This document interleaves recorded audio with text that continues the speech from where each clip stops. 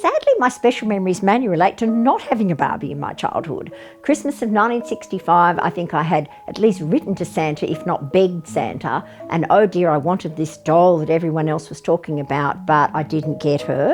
So it took a couple of years till my nagging bore fruit and I finally got the little sister's friend. So I never got an actual Barbie. And I sometimes say if my mother had spent 27 and sixpence, $2.75, back then, she could have saved me thousands as an adult.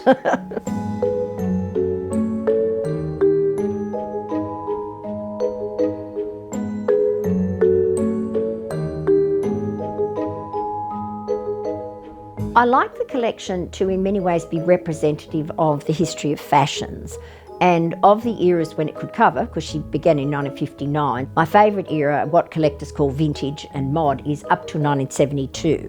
But I also found I enjoyed the fashions in the late 70s and 80s. I found that I've enjoyed some more recent fashions and designer fashions. And I like the idea of having things across a range of years, because then when visitors come, they can recognise their own doll or their own childhood doll in the collection. I get quite a kick out of that. I sometimes guess their age. I say, pick out your childhood doll, tell me which one, and I'll guess at their age. Barbie's small and so petite, her clothes and figure look so neat. Her dancing outfit rings the bell, at parties she will cast a spell. Barbie was launched at the New York Toy Fair in March 1959, 9th of March. We call that her birthday. It didn't sell that well, and Ruth Handler, who was brilliant, she designed the doll based on a European original, but it was her concept behind the doll with all the outfits.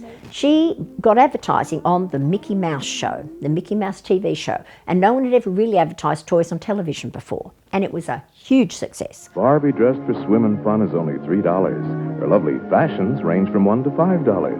Look for Barbie wherever dolls are sold. And after that advertising campaign, she sold like hotcakes.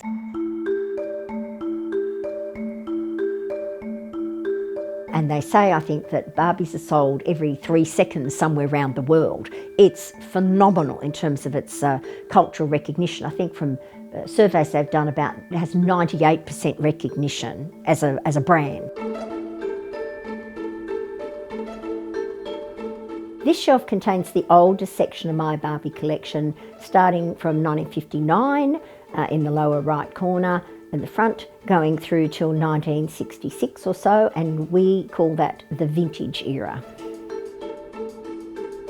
This doll and outfit separately were both holy grails for me, and I only acquired them both in the last few years, so in 40 years of collecting.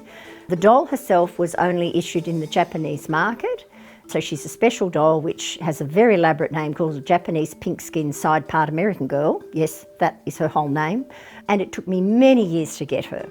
One of the lovely things about it, it's made of the most beautiful brocade, really exquisite fabric, and her accessory here is a tiny little thing, carnet de bal, which is her dance card.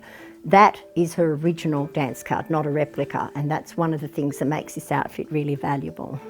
I was very much what we call a completist for years, which is a bit of a curse because it means that you slavishly go after things till you simply have all of them. And I found once I stopped being a completist, I felt quite liberated then to simply be more selective about what I would go after. My bias in my collection is certainly towards the haute couture, evening gown, fancy day dress end of things. So that's why you don't see swimsuits, you don't see beachwear, you don't see sportswear. They're not exciting to me. I prefer the more high-end fashion stuff. This shelf contains Barbies designed by Bob Mackie, who designs for real people such as Cher, and these were the most extravagant Barbies ever made by Mattel, very much for collectors, not children.